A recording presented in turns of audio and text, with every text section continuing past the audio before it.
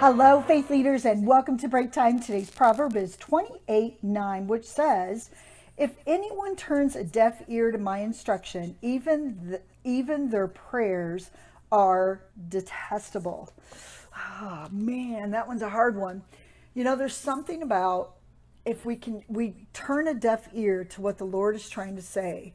How can the Lord answer our prayers? If He's instructed us in the path that we go, and we determined not to follow that path, but yet we come and we don't spend time. How can God answer our prayer? I'm just sitting here thinking so confusing, but at the same time, this sounds kind of legalistic, that if I do all the right things, then God will answer my prayer. That's not what He's saying. If we turn a deaf ear to the ways of God, then how can our prayers fill the room? You know, and this is very challenging, I think, because as believers, as faith leaders, opening our ears up to hear what God is saying is so significant.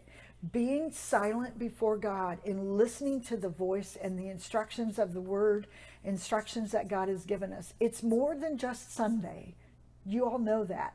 It's more than just listening to God on Sunday and then following our ways Monday through Saturday, then coming back on Sunday and you know, getting a check mark because we've attended church.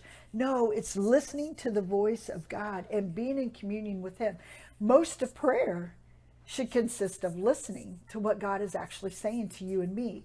It's not about us putting our requests before Him and then sitting and then finished.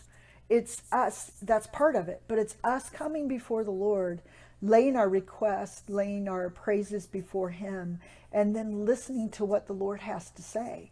We don't turn deaf ear to what God is trying to commune with us. It's like having conversation with the Lord, and there's two involved. It's him talking to me, and me trying desperately to listen to what the God is saying. And so I'm praying that I'm praying for the workplace, that our ears will become so open, whoever's hearing this, that your ears will become so open to what the God is trying to say to you. It's more than just you talking, but it's you participating in a relationship with the Father and listening to what He's trying to say.